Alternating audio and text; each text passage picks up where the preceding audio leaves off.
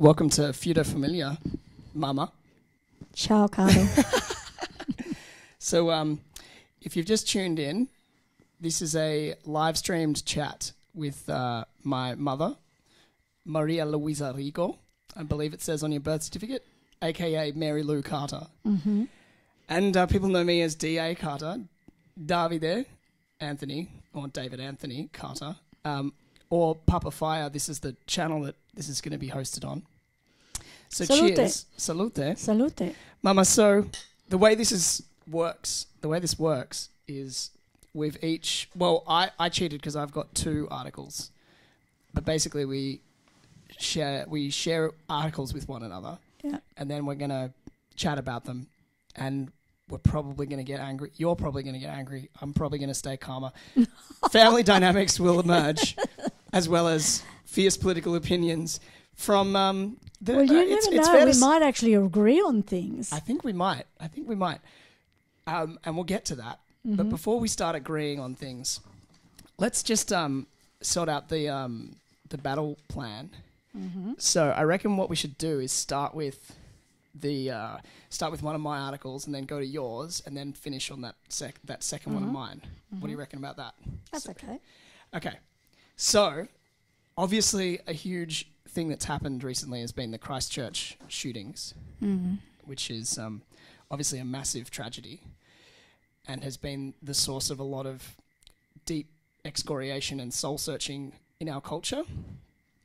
So the thing that I chose to send to you was an article by Greg Barton, who is a chair in global Islamic politics at the Alfred Deakin University for Citizenship and Globalization at Deakin University.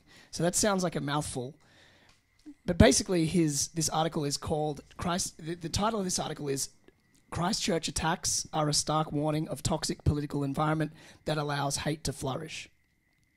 And effectively, he's discussing the political climate within which his theory is that the horrible ideologies that drove this despicable individual, who I certainly am not going to name, to do his horrific deeds. What are your thoughts on this piece? Well, I actually don't think it's... I find it... The headline is just...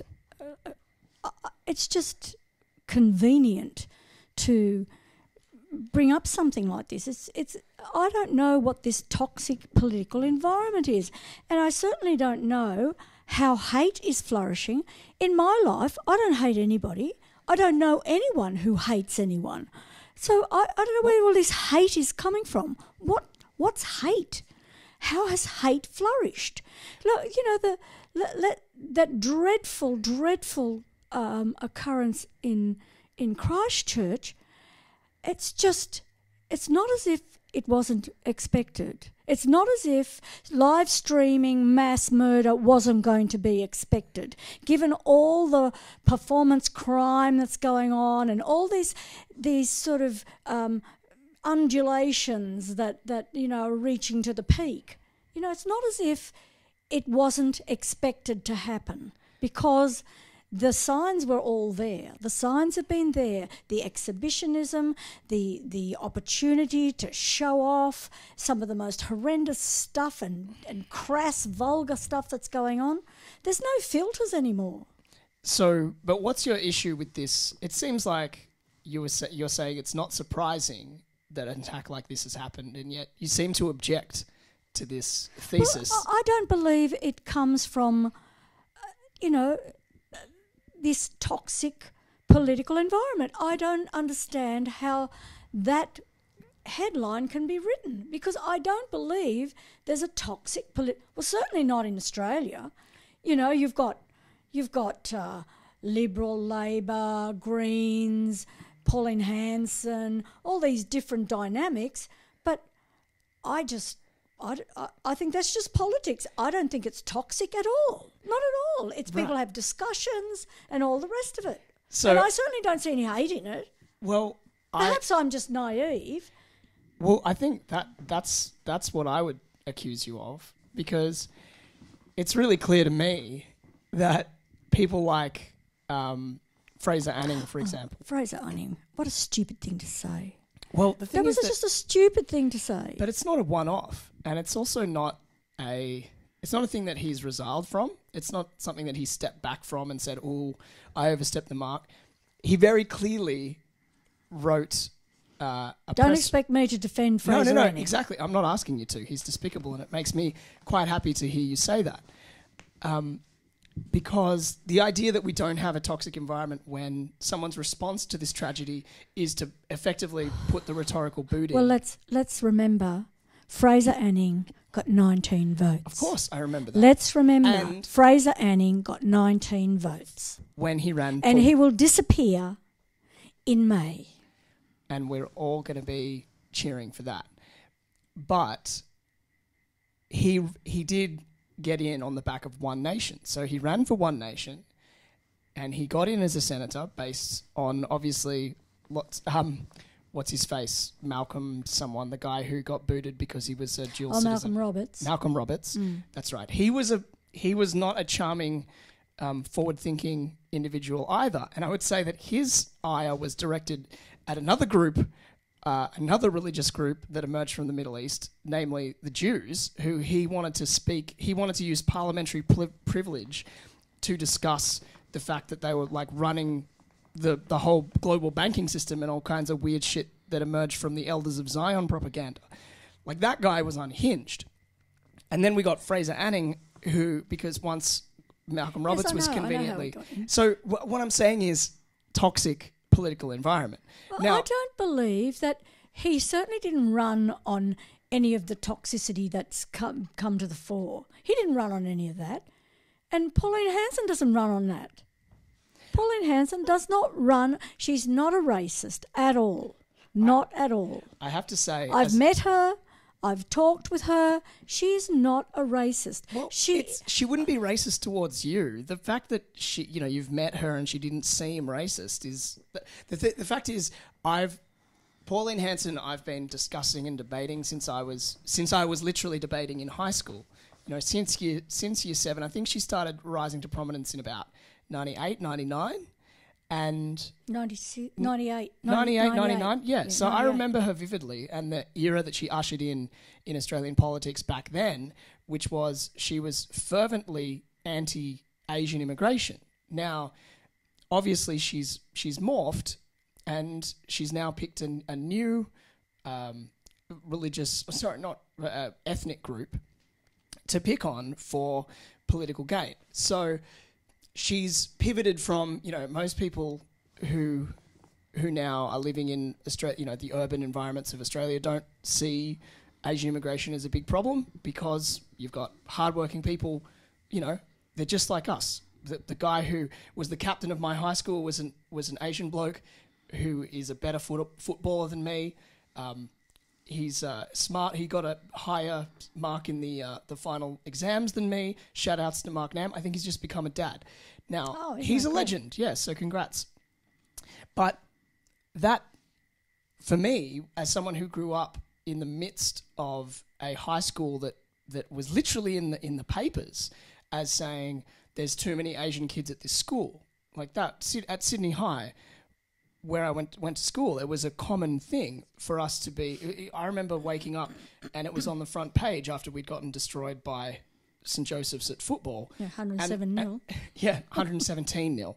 Please, 117. both in first and second grade. Oh, Games dear. in which I played, I had to run on for the seconds and I got subbed in the first. We're in such dire straits. I'm not a physical specimen. That should never have happened. But that had nothing to do... And people at the time... This is 2002.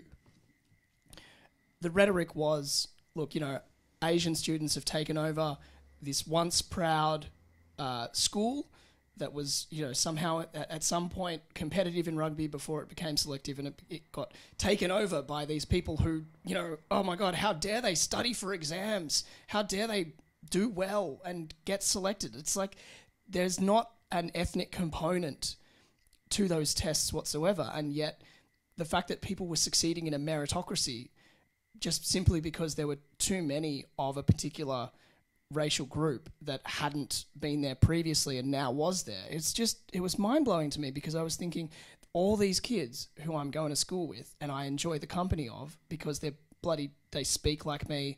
There's nothing, They're ABCs. And so when I see someone like Hanson and you say that she's not racist, I remember the impact that it had on those kids, that I was at high school with, that there was someone who was elected to Parliament, albeit in Queensland. I mean, not famous for their, rigorous political discourse. But they had this woman who'd risen to national prominence on the back of saying, these people shouldn't be here. There's too many of them, and let's stop it. And I just thought that's racist. It's as simple as that. And that was her message. And her message now is a different group of people because people don't see the original group of people that she had a huge problem with as a problem anymore. So I see that as, an example of someone who is willing to play on people's fears and who is willing to just adopt an enemy that is politically convenient. And that's part of a whole concept of how our society is dealing with people from different ethnicities. And for all the talk about how dangerous Islamic extremism is, and it is, there's nobody who's going to deny that it's not a dangerous problem. I mean, there's hundreds of people dead worldwide. The Bataclan, the terrorist bombings in London, in Madrid. There's so many. I mean, and so many that are never even covered. Well, look, there's plenty of massacres of all stripes that unfortunately our media, there's a war happening in Yemen right now that has not really, hasn't really breached the public consciousness. Is America involved in it? They're arming the Saudi Arabians, so yeah. But anyway, what I'm saying is I don't think that this piece by Mr. Barton is particularly, insightful, because the thing about a toxic political environment is such a general observation, and it's based so much on individuals who elect these people. So unfortunately, I mean, Fraser Anning got a minimal number of he got 19 votes. Yeah. This is primary votes, right? 19 votes. But no. But that's not the issue. The issue is that he got 19 primary votes. Now, how many people vote below the line? It's obviously, I don't want to bore people with our Byzantine. There might be people who listen to this who aren't as Australian. No, and I mean even Australians. Our toxic political electoral system. Yes. Let's talk about toxic electoral systems. Well, that's what I was getting at. Is that it's just horrendous. Just even understanding how preferences flow and the kinds of deals that get done is insane. And no ordinary citizen should be expected to have Anthony Green. Is it Anthony Green or Anthony Green? The guy from the ABC. He's just all over it. Yeah. And nobody should be expected to have that level of understanding, which is why thank God that guy exists. Unfortunately, I've handed out how to vote cards for many elections, and it just blows my mind how little anybody knows. I had one young girl come up to me and say, "Oh, so the little green paper is for the Liberal Party and the big white paper is for the Labor Party?" And I said, "Darling, look, I don't have time to do a lesson in physics, in civics, a lesson in civics here." I said, "But here you are, go in and vote. Here are my suggestions." Sure. Look, I mean, that poor little thing, she didn't have a clue. Yeah, we don't. And why is that? Well, we don't have a very strong system of education when it comes to civics. It's very simple. I can tell you that's happened since when I went to school. We knew all about the Senate. We knew all about its work. We knew all about the House of Representatives. We knew how many people were there. We knew all of those things, and we knew one day we'd have to vote. And we understood. I understood, and I was a little ethnic. I understood how, what our political system was all about. But I understood that. We got told. I remember in primary school. But were you told how it works? No, yeah, probably. Look, it's I can only imagine it's a long time ago for you. It feels like eons ago for me. Oh, it was last century. Last century. Yeah, me too. For me too. But I remember being told it's just obvious that it's hard for it to stick. And I was obviously highly engaged with politics, particularly as a youngster doing debating and uni and studying law and that kind of stuff. Well, the disengagement with politics, people are that, like when you can watch Married at First Sight, there is total disengagement with politics. People are just so over it. They don't want to know. I don't. They don't want to know, and they don't see the ramifications of not knowing. Yes, So, and that's how you get people. Well, the thing is, in my view, the critical thinking that it takes and the empathy and the idea of one nation's message appeals to you if you're not thinking about politics particularly deeply. That's what I would say. And the thing is that there are legions of people who do that. Oh, have you heard Clive Palmer's ads? Make Australia. God, I've only seen heaven. I've only seen the billboards. Oh my Lord! You But the should thing is hear that- them. that- and people will vote for him because I think, oh, that's a good idea. Oh, I heard Clive Palmer's first speech about gender politics, and I'm going to vote for him. And I'm thinking, oh my Lord! And look, it's, Palmer is a great example of he has of the money, and he is toxic. That guy. Well, there's no doubt about Absolutely it. There's- toxic. There are. And he was given a lot of airplay, particularly in 2013. Yep. He was given lots and lots of airplay everywhere because, for goodness sake, he went on the ABC and he was twerking. Can you think of that? Of course I can. There's some things you can't unsee. This is something that I think we'll get to when we talk about the society and the spectacle, which is the third article. I think this one by Mr. Barton was actually a very poorly written, just stodge. Well, it was really stodge because it really doesn't have any answers. It doesn't explain where the toxicity comes from. It doesn't. It doesn't explain it. I think. I love this. There are, of course, lessons to be learned. Authorities need to do better. Oh, duh. How can they do better? All right, tell us. How can they do better? Well, I would say that there's. Oh, his solution: a national database of hate crimes. What's a bloody hate crime? I know that thing in New Zealand was a hate crime. Absolutely. But like a national database of one.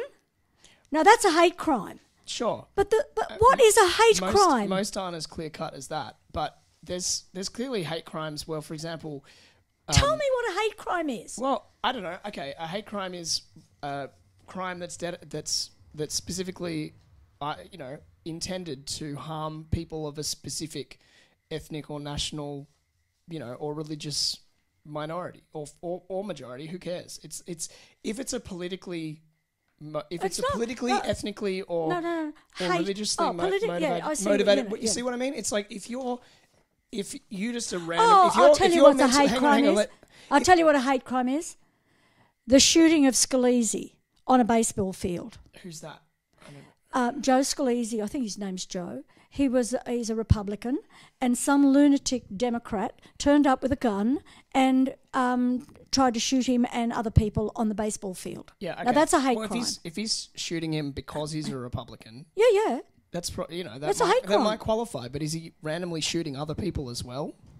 No, it was a baseball match between Republicans. There's many examples of hate. I can give you many examples. Well, of hate tell me crimes. some more. Okay, what about the where someone went into that one where someone went into it was in the States and a shooter went into a church and killed a black congregation. Oh, what was his Dylan Ruth? Yeah, so that's a hate crime. That's a hate crime. There you go. Yeah.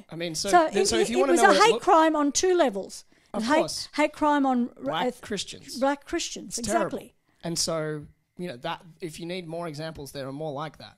Oh, that's they're terrible. But it's other like ones? another What one's other ones? okay. Tell So me. what about there's attacks on synagogues? They're hate crimes. Attacks on Absolutely. attacks on So we've had attacks on churches. We've had hate crimes here in Australia. Of course, too. of course, we Christian church was burnt to the ground. Yes, And there's Christian churches being burnt all over the place that we never hear about. There's also mosques being attacked as well. Yes. There's mosques in Quebec which were attacked. No, I'm talking about Australia. Yeah, I know, but there are also mosques in Australia that get attacked. It's not the there's security. I know the temple, the there's Buddhist temple in Auburn was shot up. They've been there since 1973. It was shot up about 2 years ago. Sure. So it's just terrible. Yeah, of course. And the thing is, those are hate crimes. Of course. Absolutely. So let's have a database of hate crimes. That's actually good. That's actually a good idea. You've gone into because we don't know. No, I'm telling you now. Yeah, no, but we don't know about them. Sure. I know that there are churches being burnt to the ground, but is it on a national database? Does anyone give it any attention? No. You've done like a massive. Isn't that fantastic? That's what you call political discourse with a purpose. And this is the beautiful thing about this is that it's all being recorded, which is what. Well, so people can laugh at me. No. On the internet. No. So, isn't she hasn't? How could he be so smart with such a dumb mother? Oh, that's now don't go fishing for redemption now. Now the funniest thing about it is that there have been so many times where we have these kinds of incendiary political discussions where you will do something like completely flip your position and there's no replay button, but for once there is, and I love that. I don't need to replay. This is the modern world that we're living in. Okay, so why don't we move on? Yeah, so obviously, that was a very poorly I think that article. maybe I didn't like it. I said that. So you didn't like it, but you ended up agreeing with one of its points, Mr. Barton. As long as all hate crimes, that it's not selective of what hate crime is, because it really does depend on what your definition of hate is. Of course, but it's not a definite. The definition of hate is not. I'm sorry, I'm just opening the garage door. Sorry if there's some background noise to our listeners. It's just getting a little bit stuffy in here. So the thing is that this article is, I think, it's trying to point out that there's toxicity in our system, and I think one of the things that he doesn't raise is that he doesn't raise the structural elements, as in there's a structural reason why guys like Jennings and Malcolm Roberts get in. And it's based on preference flows from minor parties. And it's not necessarily conducive to good government, despite the fact that I am all for minor parties. But it can clearly be a real problem. The question is, though, the solutions wouldn't be really simple. The solutions aren't as simple as eliminating minor parties, but I think it has a lot to do. Oh, there's been such... Look, I went to vote today with one of my little disabled men. Like I helped him to go to vote. Sure. And in 1999, there was legislation passed with the help of the minor party, the Greens, of course, to stop minor parties. Well, I can tell you that the upper house is still the ballot paper is still a tablecloth. This is 1999. We're 20 years on. Yeah. And the upper house ticket is still a tablecloth. Yeah, I'm happy. It's like this. I know, and I am not sympathetic to the Greens for trying to do that. So no, I know that it's look. We either want democracy or we don't. Right? And to stifle minor parties that only start up because they have a theme that they don't believe that the parties actually give a toss about. So that's why. I mean, we did that. So when we set it up, the Carers Alliance, we did that. Yeah. Now, if there's anything that's coming out of the Jennings and Roberts being utter lunatics, it's this. The major parties are Jennings, now... who? Andrew Jennings. The lunatic. You know, we just were talking about it. No, you mean Fraser Anning. Fraser Anning, shit. Sorry, yes. Yeah, Fraser Anning. Fraser Anning, of course, my bad. The thing that's happened since his horrific comments about this Christchurch stuff, is that people have realised the ramifications of voting for crazy, tiny, idiotic people in small, crazy, idiotic parties. And now the backlash against him is so severe that the major parties are saying that they're not going to be preferencing One Nation and that they're not going to be preferencing Bob Katter's party. And I think if there's anything that good that's going to come out of this, it's that people should hold the major parties to account to keep the worst of the worst out. Because often in democracy, it's not necessarily a game about, getting... It's about electing who you think is best, but it's also keeping the worst out. And if there's anything that's good that's going to happen is that, larger parties need to be more accountable about where their preferences flow, because the ramifications can be that these absolute imbeciles get a platform, a massive platform. Can I just say also that one way of ridding ourselves of a political system here in New South Wales, we have what's called optional preferential. Like today, the little gentleman that I took to vote, there were I think 4 or 5 on the little lower house ticket. There were 4 or 5 names, and he put one, only one, and that's the one he wanted to vote for. And he didn't have to put any numbers in any of the other boxes. And on the big paper, he only had to put one number on the box above the line. Sure. If he went below the line, he had to, you go the ins and outs of a duck's fundament. It's a compliment. Yeah. But optional preferential is the way to get rid of this preferencing that the major parties have done. And I can tell you now, since 1983, the reason the Greens are still around, is because the Labor Party has always preferenced them since 1983, and Graham Richardson thought that was a really good idea. That's how the Greens have always been able... If the Labor Party and the Liberal Party had preferenced the Greens last, at every election they would not be around. Yeah, of course. And that's exactly what happened to the Democrats. The Australian Democrats, they disappeared. And the Australian Democrats are a much bigger party than the Greens. That was... arguably that was just a collapse based on leadership. I mean, didn't Kerno just almost single-handedly destroy that party back in... No, she didn't, because she actually defected to... She defected, to the Labor Party. That's what I mean. No. Then they had... Natasha's just a spoiler. Yeah, I just remember that they were very badly led for a long time. Oh, very badly led. Well, Once Don Chip was gone, that was it. Don Chip was the founder in 1977. Right. But it's also, say what you will about the Greens, but they've always had good leaders. I mean, Bob Brown, again, you probably loathe the guy. No, I don't loathe him. I don't loathe anybody. You know what he stands for, and same with Di Natale, who I saw speak at the the pill testing rally, and he's, a fierce critic of stupid drug policy, and I have to say, I don't agree with the Greens about a lot of stuff, particularly some of their political manoeuvring when it comes to the things like the minor parties, which they helped plan. But when it comes to drug policy and social policy, some of the things that they advocate for, like legalisation of marijuana, I am firmly happy on record to say I'm a huge supporter of that.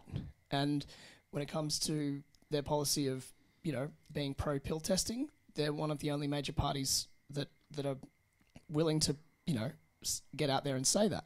So, I'm not a huge fan, but in certain policies, I think they're absolutely on the right side of history. And in the 5 to 10 years it's going to take to drag, the major parties, the Labor and Liberals, kicking and screaming into the 21st century. I mean, you can take a flight to the US and, almost half of their jurisdictions are either full legalisation or medically legal. Canada is fully legalised.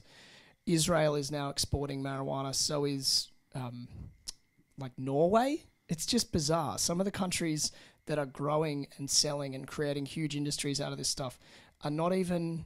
I mean, Australia would be one of the best places to grow the stuff on a commercial scale ever. Oh, they do down in Tasmania. Not yeah. For a very limited. There's only limited. Oh, it's for medical. It's for medical stuff, which is very limited right now. Yeah. But quite frankly, I mean, marijuana is not what you would call a performance enhancing drug, is it? Well, it not unless. But medicinally, it can help people with cancer and stuff like that. Unless you have cancer. My experience, as you know, is that it's easily a drug you can abuse, and you can definitely send yourself down if you become dependent on it and you let it get a hold of you and you use it. But also the marijuana drug, the marijuana is grown, and there's a lot of different elements that are put into marijuana that they grow it in ways that it is not beneficial. Which is... like in the 70s, it was a different thing altogether. Of course, but which, if anything, is an argument for legalisation rather than against it, because so that you can regulate it and all the rest. And the quality, all of the whole thing is like what instead of pseudoephedrine being put into it and all sorts of stuff. There's just some horrendous stuff that's going on. Which is honestly, and that's why people go crazy with it. And that's also one of the reasons why people are dying at festivals, because they're buying pills that are manufactured in basements. And people don't know what's in them. And then the New South Wales government won't allow pill testing for people to... I don't know about pill. Truly and honestly, it's illegal. Taking drugs is illegal, right? Taking drugs is illegal. Yes, okay, of course. Can I say something? Okay, without you sort of... You just cut me off. I was saying something. But anyway, go on. Can I just cut you off now? Yes. Well, that'd be like, testing your pills. That'd be like going to someone and saying, look, I've got this gun. Can you see if it fires properly? I know it's illegal. It's illegal to take drugs, right? It's illegal to take drugs. And, you're just facilitating illegality. I think it's just absolutely crazy.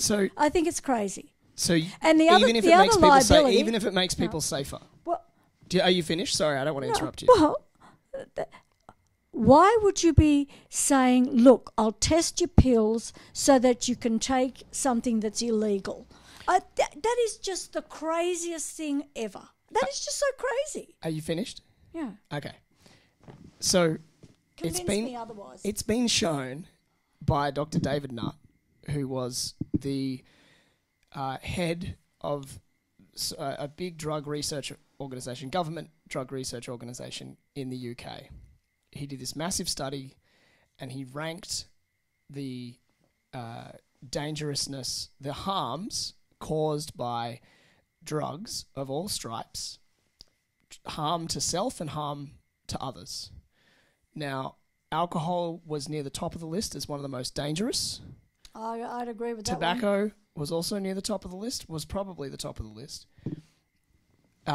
Ecstasy, in its purest form, was the third safest drug that you could take. And the reason that it's dangerous is because people don't know what they're buying. If they were in its purest form, in their pure forms, these drugs are far less dangerous to their users. So how much do they cost in the purest form? Well, here's the thing.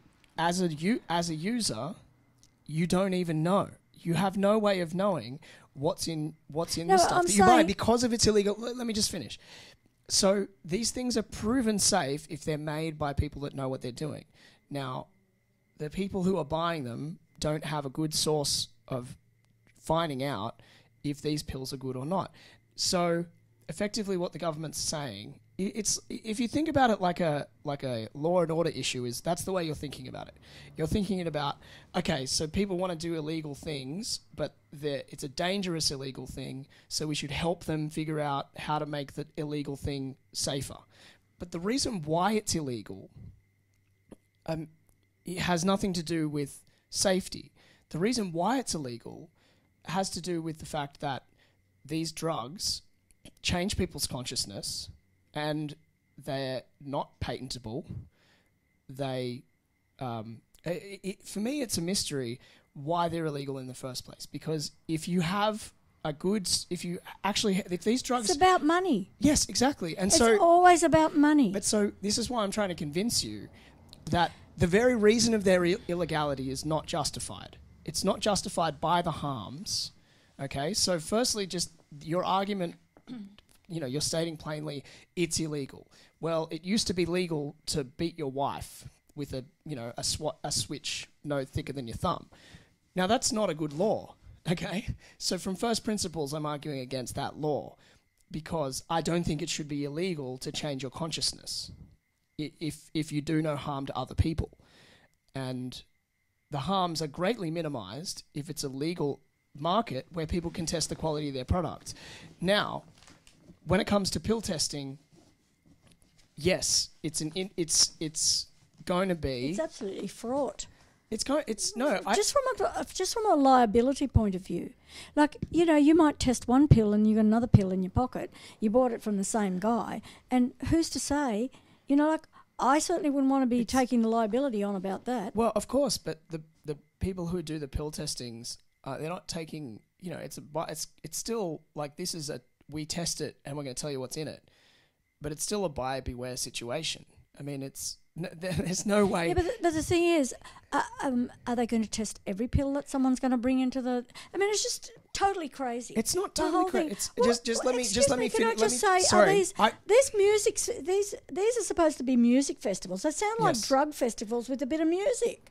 Well, by the sounds of things, like nobody can enjoy themselves unless they get high on something. No, but look, every generation has wanted to change its consciousness in some way. Now, these are drugs that I have. This generation didn't. These are drugs. Sorry. Yeah. Well, I used to drink too much, only because I was trying to keep up with everyone else. I used to drink too much because I tried to keep up with everybody else. Sure. And I don't drink very much anymore because I get sick. Yeah, and that's fair enough. And alcohol's terrible. That's a personal choice. But here's the thing: I've taken some of these drugs. I know, you've told me about it. Yeah, I told you the first night that I took a pill. I was like, I came back. It was 6 a.m. You were just getting up, and I was coming home from an epic night of clubbing and partying and whatever. And I was telling Annie, I was telling Annie, my beloved wife, that I was going to go and I was going to tell you. I was all of 20, I think. And she was like, "Don't do that." And I was like, "No, I'm so full of love." And so I told you, and you were horrified, understandably. But I was in a tremendous mood. I thought the things that you think about when you take a wonderful, like something like ecstasy, which is it's a tremendous sensation because it's like I've been meditating for a long time, yeah. And if you can do a loving kindness meditation for hours, and you can take a pill which can give you access to this boundless joy and trust and love sensation, which is astonishing, and it's overwhelmingly positive. And now you might, having not experienced that, it can be hard because there's few advocates for this stuff who will proudly say, because it's illegal, it's very difficult to find someone who will say, there was a politician recently who came out and said, "Yeah, I've done ecstasy and I don't think it's that bad," and the bloody Telegraph cranked up. God. And of course, but that's because based on the attitude that you espoused earlier, which was, oh, it's bloody illegal and why should we facilitate people doing illegal things?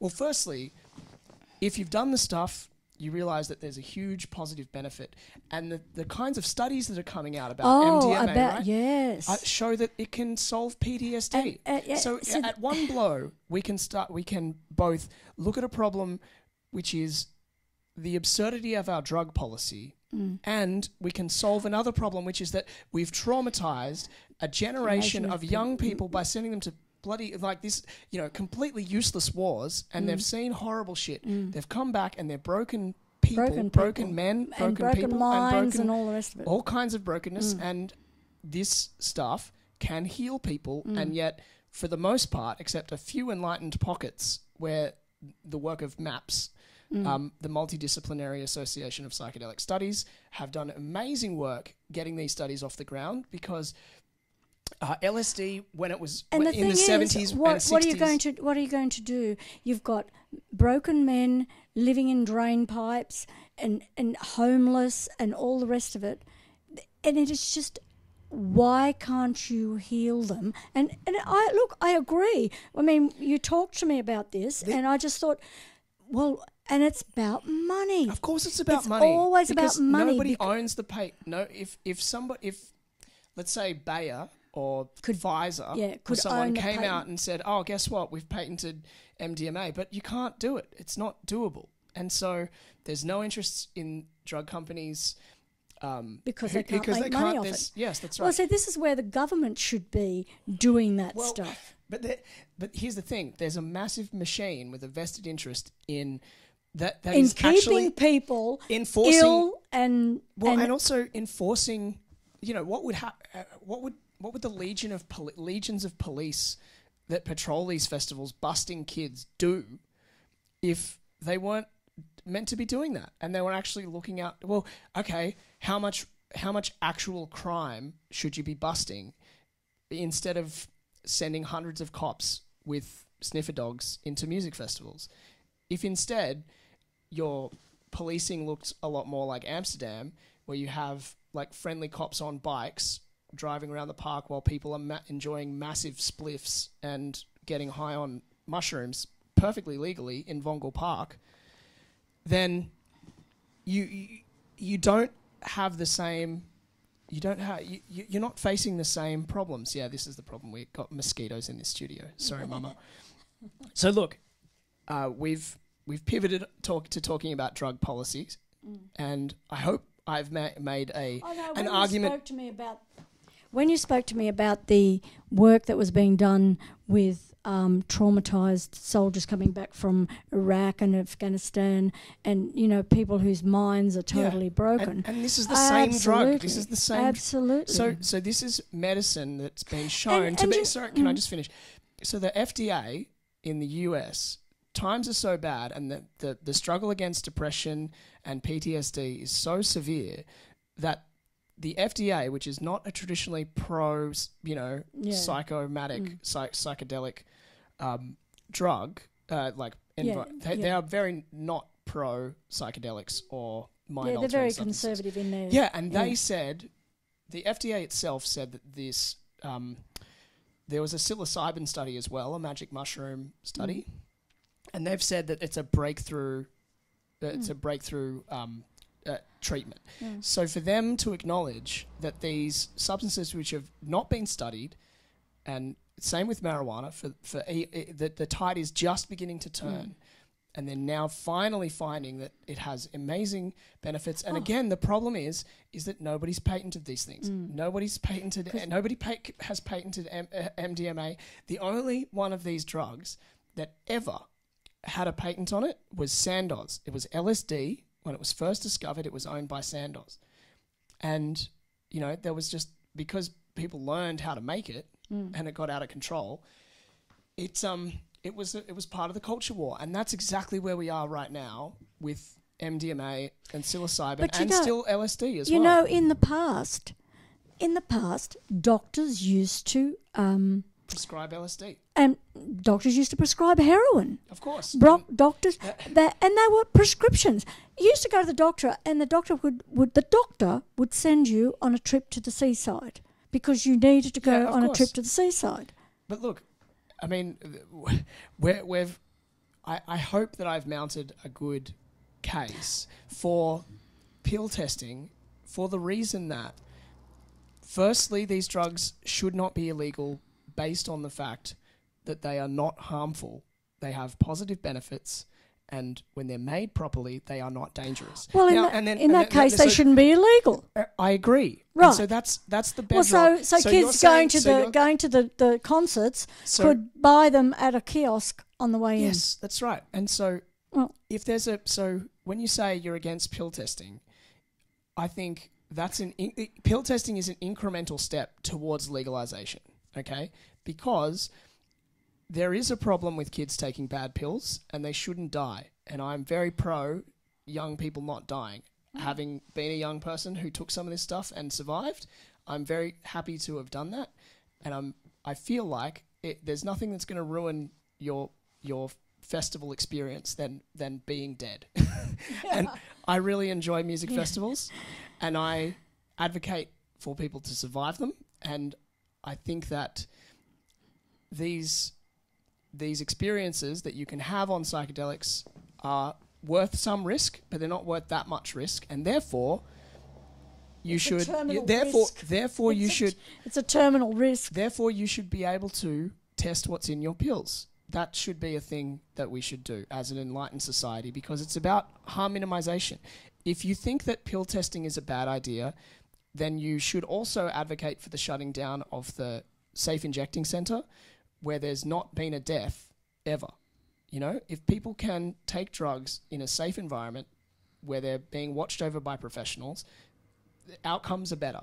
And if you are the kind of person who wants people to live, and I do, then there's the jury is in. All of the studies that have been done on pill testing overseas show that in the vast majority of cases, when kids find out there is crap in their drugs, like bad stuff, toxic stuff, they throw the pills away. And so if you're anti-drug use, you should be pro-pill testing, because these kids end up not taking the drugs because there's terrible shit in them. Now, let's shall we move on? I think I've said enough about pill testing, and I'm a passionate advocate for that, as is my beautiful wife Annie, who works in drug and alcohol. So, do you want to talk about this article by Jennifer Oriel in that fine Murdoch flagship paper, The Australian? Now, don't get toxic. It's called "Rich Socialists Are Just More Equal." Now, that's just a wonderful glib headline, if ever I've heard one. Now, so can I just summarize this article and let me see if you agree with my summary? So, Jennifer Oriel basically attacks rich. What she basically says rich socialists. Now, she has a big problem with Julian Burnside. She has a big problem with Gillian Triggs, and she has a big problem with Mao Zedong and Fidel Castro. And she seems to kind of draw some kind of connection between them that's, for me, very vague. Oh, you know what it is, the connection. They're hypocrites. Sure. So she's saying basically that the biggest problem that I have with this article is that, one, she doesn't ever really define what she means by socialism. For her, socialism is just whatever I'm talking about at the time, whether it's Mao, whether it's Fidel, whether it's Julian Burnside, or whether it's Gillian Triggs. They're all socialist. They're all cut from the same cloth. And the crimes of Fidel and Mao are quite similar to the crimes of Julian Burnside and Gillian Triggs. And just any socialist who has, you know, a roof over their head and like is doing kind of well. You mean 5 or 6 roofs? Yeah, sure. Now, here's the biggest issue that I have with this article is simply that it's just so poorly structured and argued. Well, you do realise that you do realise that there's a word count. Oh God, yeah, come on. One of the bits that she says is she starts talking about how yeah, that's right. Here's the bit. She starts talking about Mao Zedong and, you know, who banned high heels as counter-revolutionary. High heels were symbols of oppressive Western imperialism, says Mao. This is Mao, right?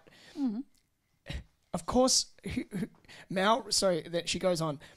Mao realized his grand theory of equality by starving millions of Chinese and keeping a virtual harem of underage girls. After he died, his former doctor, Li Zisui, I've completely butchered that, revealed the depravity, the Western left's darling communist. Revealed the depravity of the Western left's darling communist. I'm sub-editing her as we go. She's missed an of. Anyway, she's called Mao Zedong the Western left's darling communist. Now, what the fuck is she talking about? What even is the Western left? And so she's basically saying Mao Zedong, you know, like we're huge fans. Anyone in the Western left is just obviously huge fans of communists. But then we have one darling communist that's Mao. Like, we're a huge fan. It's insane. The idea that there are like lots of people in the Western left, she calls it the Western left, who are praising Mao and think somehow that his policies were enlightened and like communist gospel is just fucking nonsense. What is she talking about? So anyway, that's a problem that I have with this article. She talks about the fact that someone lauded Castro, of one of the iconic leaders of the 21st century, in the UN, which I'm pretty sure when leaders die, they have a minute silence. Is that a thing? I don't know what their traditions are, but I assume that if a world leader dies, regardless of their standing in the UN, like whether people think they're great, I'm pretty sure if Jacob Zuma or Robert Mugabe, people who are widely renowned to be not so nice people, if they died in office, then the UN would probably, and they're a member state, they'd probably do that for everybody.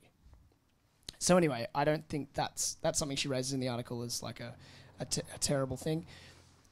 And then the final point seems to be that if you advocate for socialist values, and again, she doesn't define socialist. So Mao is a particular kind of socialist, which is like totalitarian communism. And then she's saying Julian Burnside is also a socialist. Now, they're about as similar. Like, how is there any similarity between these two? I think it's the ideology. It's the ideology that underpins it all. Well, like, so hang on. So the Greens... The ideology. So you think that the Greens party, let's just be clear. So Mao's ideology was full-blown communism. Yes, central planning. Just let me just lay it out. Because it was utopian. Everyone, he promised everyone it was utopia, and then it became utopia at the but it was with a gun and starvation. It was totalitarian communism, is what Mao's. Wouldn't that because that's what it morphs into. Okay, so. But that was Mao's strategy. That was his plan. That was not like some accident. That's what he wanted. That's what he was aiming to achieve. Now, the Australian Greens and Julian Burnside say they might be pretty left, but they're not.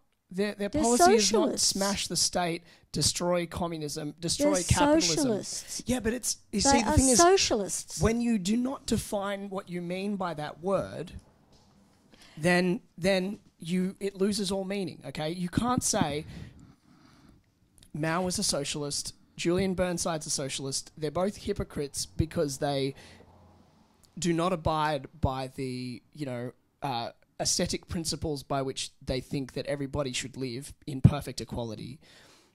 Therefore, the ideology is terrible. Now, that is such a nonsense because the Greens are not advocates. They're not anti-capitalists. Yes, they are. Okay, are. Maybe a lot of their members might be, but in terms of their official policies, I would not say that their major policy is full communism. Yeah? Do you think that's a fair assessment? Like that they're going to bring in full-blown... This is the incrementality of the whole thing. Ideology always paves the way to atrocity. I would suggest there's no doubt. That's so ridiculous. And so you think that because Julian Burnside is a wealthy barrister, hang on, let me finish. Because he's a wealthy barrister that has, and then oh my God, how dare he belong to a men's club? Because so hang on. So because Mao didn't live in a farmer's hut. And he had, obviously, harems of women, and he didn't live by the principles that he advocated, which was, full communism, everyone's equal. So he's a hypocrite. Now, Julian Burnside, who's a wealthy QC and has multiple properties and is in the wealthy latte-sipping socialite set of Melbourne, because he... is also really wealthy, and the party that he belongs to is somewhat... I don't understand. Because the Greens are advocating full communism, it doesn't follow. No, what he is in the boat with the Greens, and their policies are no negative gearing... which is full communism. No. It's a socialist agenda. That's what it is. Which is going to lead to tyranny. So here's Julian Burnside, here's Julian Burnside, who has acquired all this property and all these trappings of wealth, but he's going to stop other people.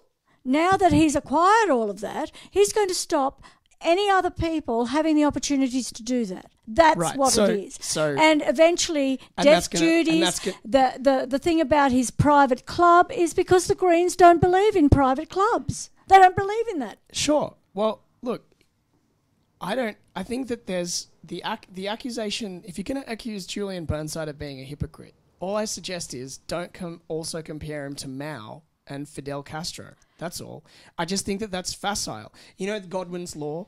You know Godwin's law? Yeah. If you bring up Hitler, you lose the argument. Yeah? Okay. So she's like, this is She didn't bring up Hitler. Oh wow. She just brought up Mao. I mean that's But he was a communist.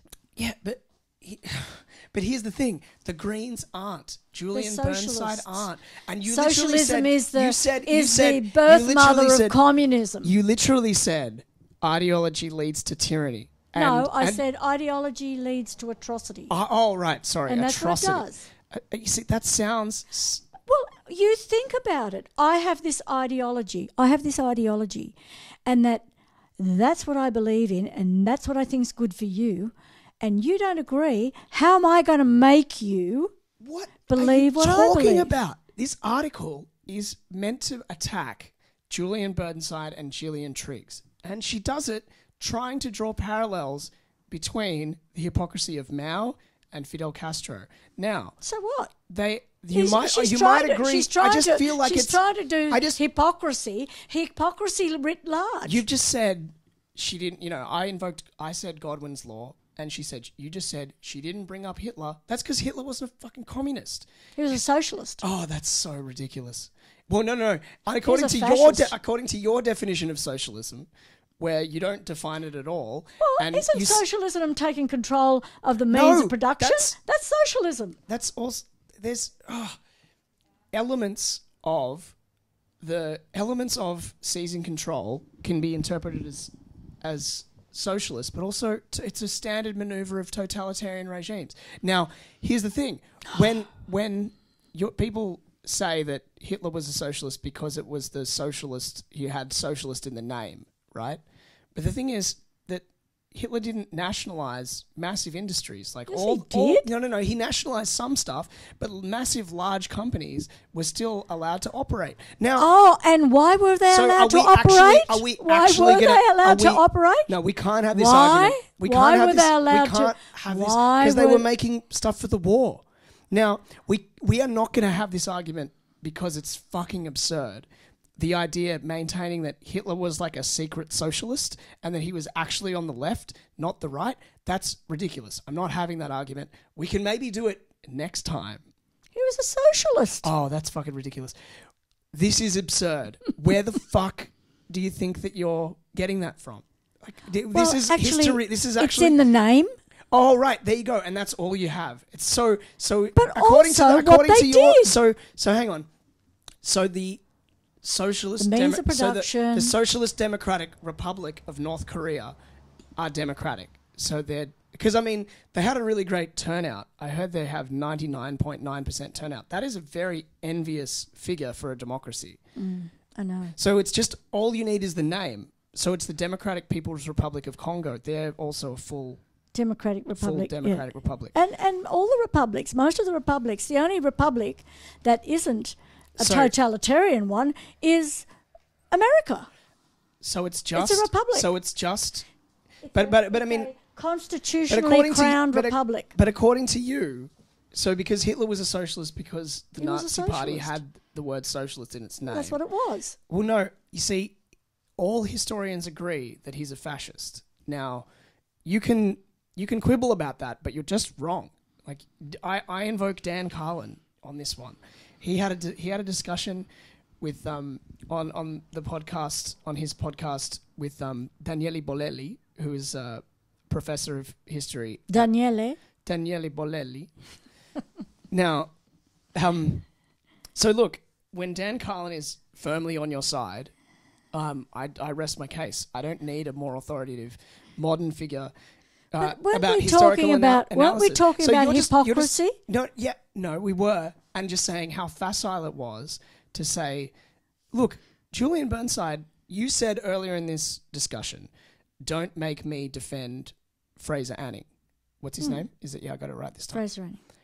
Yeah. Don't make me defend Julian Burnside. Like, I'm not making you defend Julian Burnside. I'm not going to defend his lifestyle choices. I'm defending Jennifer Oriel, calling him out as a hypocrite. He may be, but what I'm saying, be. yeah. He may is. Be, but I don't think. I think there's a sense in which you have to retain a sense of perspective and say, and proportion. If you want to discuss the hypocrisy of Julian Burnside, maybe don't bring up Chairman Mao. That's all. I think that's facile. It was the elements of hypocrisy that she was getting at. No, but that's, which is beautiful. But that's pathetic. No, it's not beautiful. It's the sign of someone. As I said, I brought up Godwin's law, and you said, "Oh, she didn't bring up Hitler." No, she only brought up the next example, like the very next one that comes to mind. So as far it's about as sophisticated as a 6-year-old going like, nah, like. You look like, because she has not defined the word socialist or even the concept of socialism. She has this same attitude that you do, which is because it's in the name, right? Because Mao was socialist, despite the fact that they were full-blown communists. It's okay. Doesn't matter. Socialists are communists. That's fine. Don't worry. We don't need to differentiate. And then also because Julian Burnside's a socialist, right? He must be, because he's in the Greens. That's fine. Doesn't matter. Mao and Burnside, they're the same because they're hypocrites. Doesn't matter about the scale of their hypocrisy. Doesn't matter about whether or not their ideology is in any way similar. Doesn't matter about one guy killed literally millions of people and set, like the Cultural Revolution, set, China back, I don't know, decades, if not centuries. Yeah. Now, so that's what Mao did, but Julian Burnside, he belongs to a men's club. Do you know what I mean? Not anymore. Yeah, not anymore. That's fine. And if someone wants to call him out for being a hypocrite, of being a member of the Greens, and also he's a hypocrite, and that's what she's done. That's fine. But I just think that it's pathetic because she can't write. I literally was sub-editing her piece as I read it. Okay, so she can't write. And then she's got terrible examples. What more do you need? I'm just going to call that obliterated. All right, let's get to this. Let's call it obliterated. Social media create a spectacle society that makes it easier for terrorists to achieve notoriety. This is a piece in The Conversation by Stuart M. Bender, who has the absurd title of Early Career Research Fellow in the Digital Aesthetics of Violence at Curtin University. Now, the digital aesthetics of violence is just a perfect... You're just jealous. Yeah, it's a perfect PhD. The digital aesthetics of violence is just like a perfect nonsense sounding. Absolutely. Yeah. But anyway, I think it's very real because what he's talking is about... absolutely real. Look, we're live streaming right now, and this is always a technology that I wished existed for the entire time that I've been speaking to you. So I can, rewind our lives. Relive the triumphs when I've got you to make a concession or something. And now it's all on tape, so we can wind it back in the future. But this same technology that facilitates this discussion being live streamed and recorded and allows you to watch Rogan and Scott Adams. It's just fantastic. It really is fantastic. And it is a way to hear discussions between, one of my favourite interviews was the one that Rogan did with the two Weinstein boys. Eric and who's the other one? Eric and the guy that was at Evergreen. Brett and Eric Weinstein. Yeah, that was fantastic. They're fantastic discussions. And so, but what I was getting at was that there's a massive upside, and then there's a very dark side. Well, but I would suggest that the potential upside for this technology is absolutely insane. And the problem is like many technologies. So, nuclear energy is a huge boon for mankind powers basically all of France with like clean energy. No carbon emissions. Exactly. Now, obviously there's small downsides. Those being waste and the potential for meltdown. So Fukushima is a clear example of some of the costs. 3 Mile Island. Chernobyl. Yeah. Yeah, but see, things have moved on from Chernobyl and 3 Mile Island. Yeah. But I mean, Fukushima was a more recently built plant. But I guess the other massive downside we could point to is, the existence of nuclear weapons. Now, this is all emanating from the same kind of technology.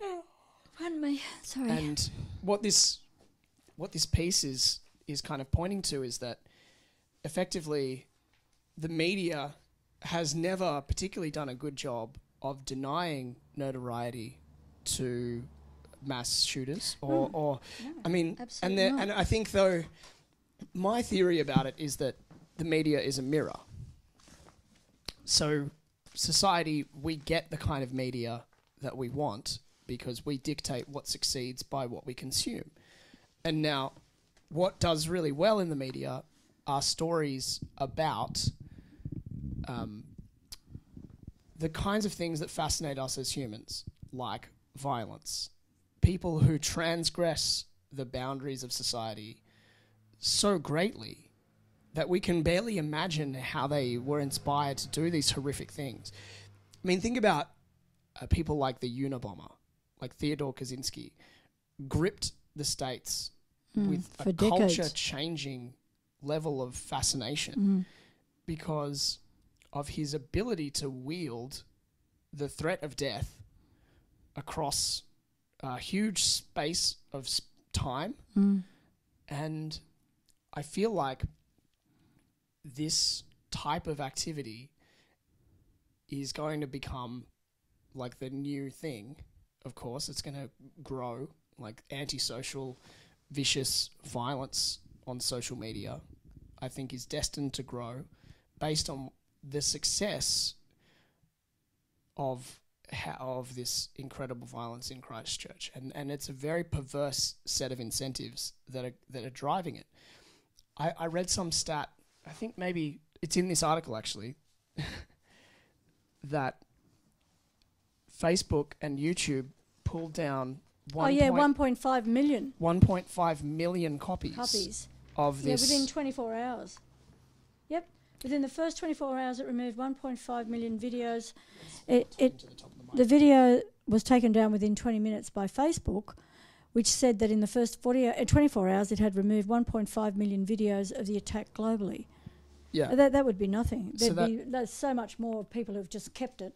Well, I haven't watched it. I haven't either, and I won't. And I certainly won't. No. But the thing that will drive that kind of consumption, or like that kind of people relentlessly posting it, is because people want to see it. It's the grim truth. And there's a morbid fascination. Well, I can tell you, I've never been morbidly fascinated to see bodies splattered. I've never been morbidly fascinated in any of that. I'm not saying that. It's very interesting for me. I'm not lauding that part of our nature. I feel like it's a very. Oh, I mean, we're good and evil, and our propensity for evil is so great. That's what.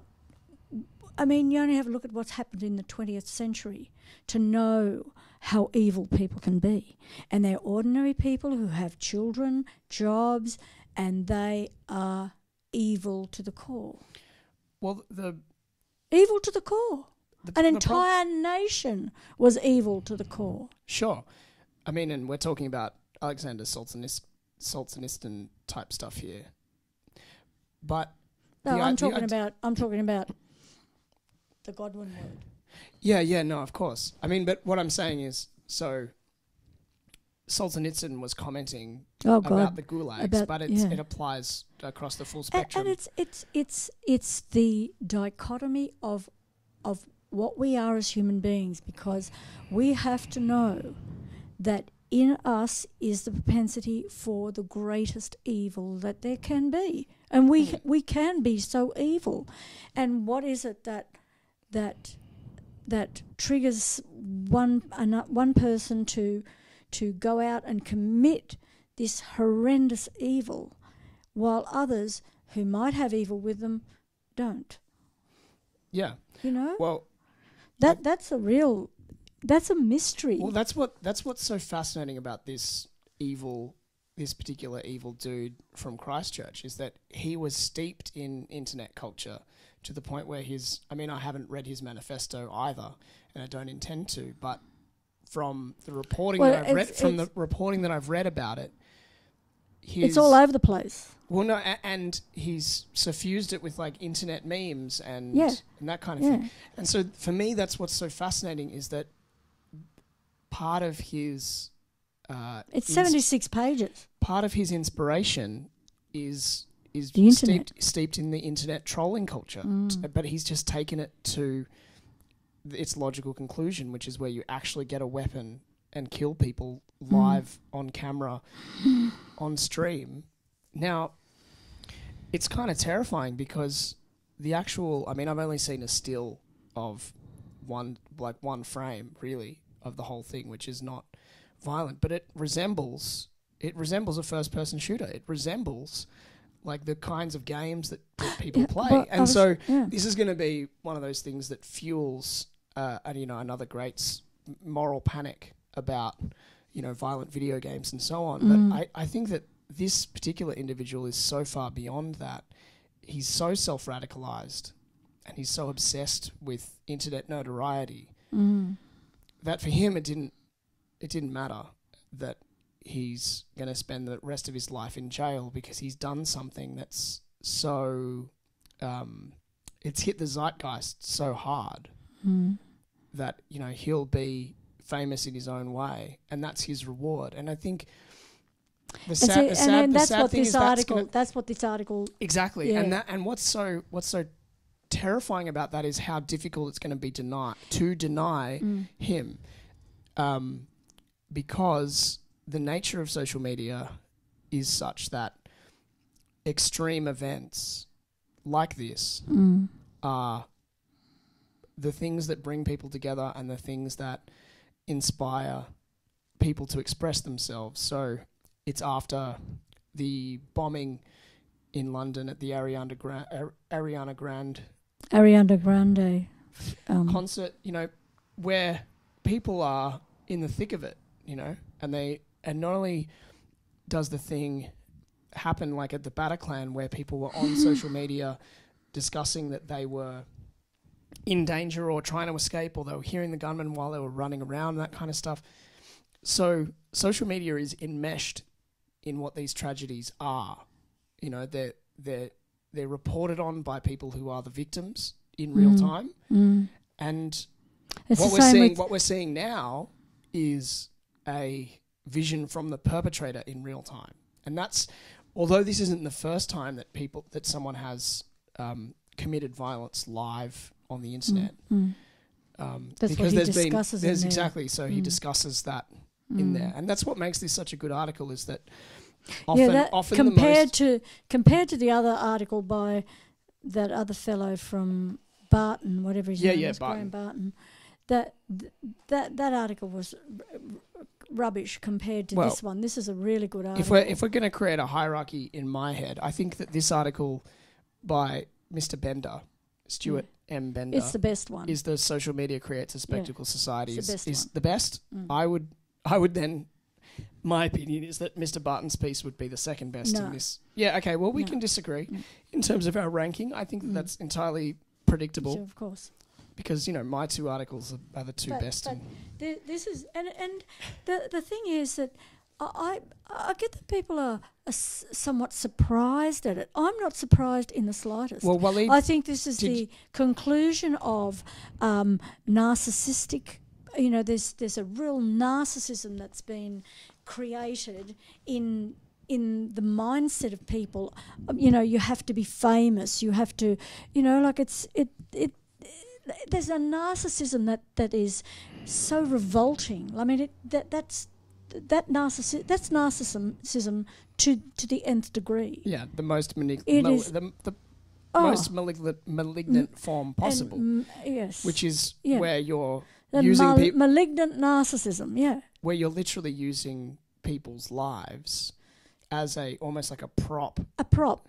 To elevating your notoriety. Your performance. Yeah. And the performance of this crime and like concepts like performance crime and so on. But the really seedy and horrific nature of this is that it's and what makes it such a compelling story that makes it unignorable is that it's a witch's brew of everything that is everything that our culture is on a knife edge about right now. The nature of the internet, the impact of social media on people's behaviour and thoughts and actions. And actually, the you know what worries me about... Can I just finish that thought? Sorry.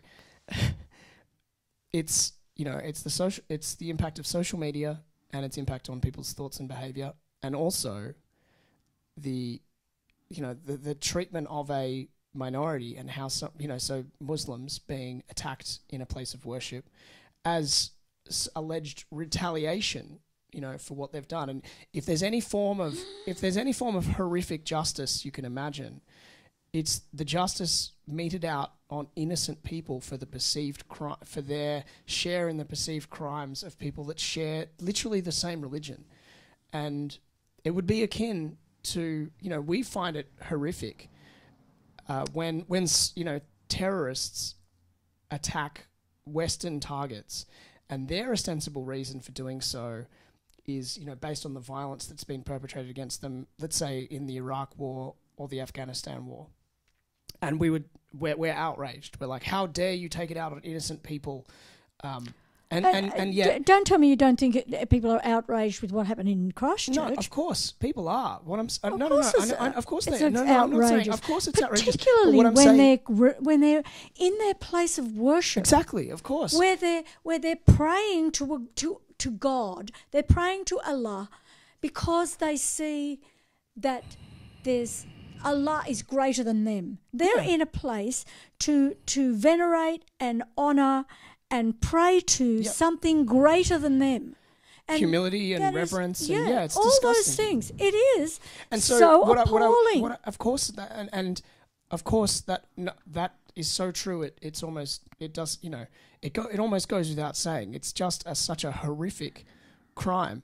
But what I'm really trying to get at is that where this guy's justification is horrifically the idea that these people share a faith with people who have done terrible things, and that therefore they deserve it. And that's as despicable, more despicable than the opposite being perpetrated, which is where innocent people in the West get killed for the faults of our governments and armies that go and attack people in well, I think overseas. It'd be an equivalent. Well, it wouldn't be one equivalent. more than the other. It's you're equivalent. right. It's equivalent, and the failure to recognise that is because of the nuance. The nuance is so hard to grasp, because in the West we are very uncomfortable with acknowledging the wrongs that we do, and it takes a ridiculous level of blindness to not see the humanity of these people and only see the symbolic nature of their connection to this religion, which you think is the connection, which you think is the thing that causes fanatics of Islam to create violence. And so... Me? No, not you. I mean this guy. I mean this horrible, extreme... this terrorist. The monster. Yeah, he's a terrorist. I mean, that's terrorism. He is a terrorist. I mean, I was hearing that they're only going to have him up for murder, not terrorism. Well... It's terror. He's a terrorist. It's 100% terrorism. And what's so insane is that if you're going to use the word terrorism, you at least need to be consistent. Absolutely. Because if it's political... I mean, this has it all. It's politically motivated. It's explicitly targeted. It's designed to cause terror. Like the whole nine yards. It's a hate crime. Now, that's a hate crime. That's a hate crime through and through. We are in full agreement about this. Now, my individual belief is that if we want to minimise the notoriety of pricks like this, and in fact, all acts of terror, so-called terror, I think we, as a society, we would do better to follow the Northern Ireland example, where they rarely used, they preferred not to use the word terrorism, and they didn't have a special suite of offences. They prosecuted them as criminals, as murderers. Yeah, you're a murderer. Well, actually, and so I firmly that am a believer is that yes. if you actually do, if your intent as a society and as a civilization is to try and stop cycles of violence, and you want to resist the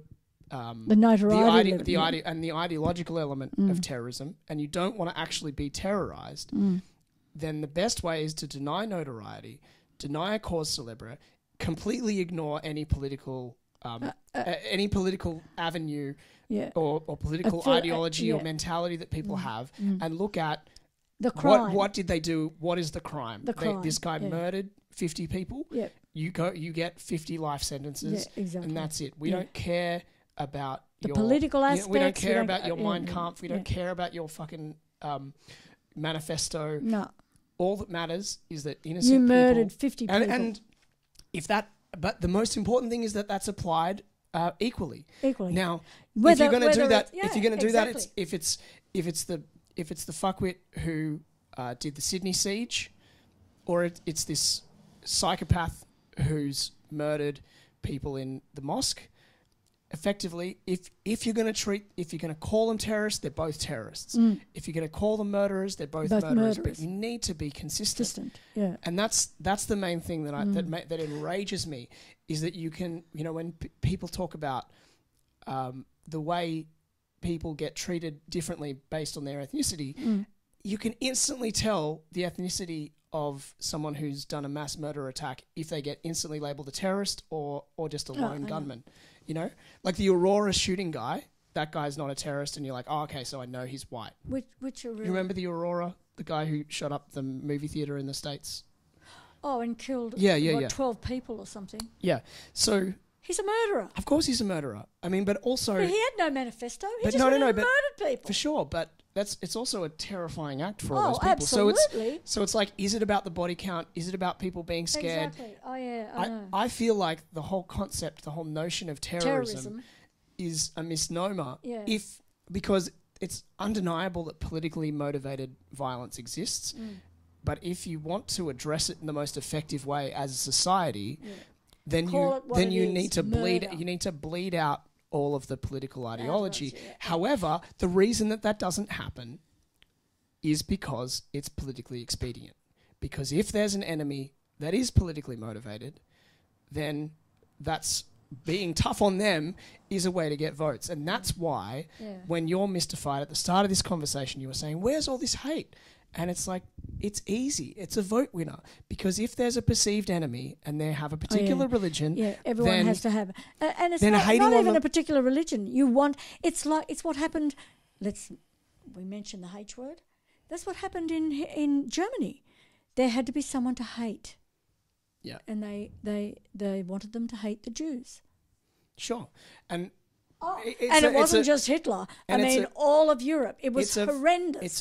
It's horrendous. It's a horrific quirk of human nature. You have to have an outside enemy. Bringing people together. In order to bring people together, you have to have somebody to hate. Creating an outgroup. It's just part of our nature, which is sad. The other. And this is why... It's creating the other. I can't remember which American president it was. Was it Reagan?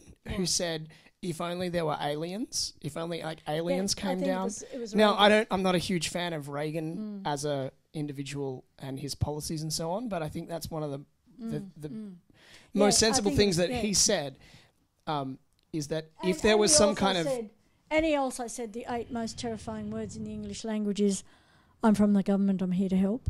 Okay. This is where we can discuss his legacy another time. So I think that we've covered all of our articles. I think we've probably yammered on enough. This has been the first episode of Feudo Familiar. I'm so glad. Thank you so much. I want to thank you, my mum, for giving me... I've been up since 4:30 this morning, so I'm a bit tired. You've done very well. Wave to the camera. Wave to the camera.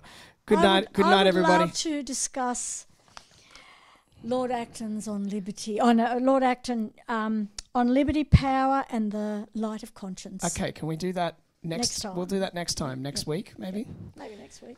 Okay, that's so if you haven't had your baby. Yeah, that's right. Oh, I've forgotten about that. That's How could you forget? It's pretty exciting. Yeah. Well, I mean, so this is the passion of family. My newborn daughter's not going to be able to talk back for a while. Don't worry, she won't take long. Okay. She'll take after her nonna.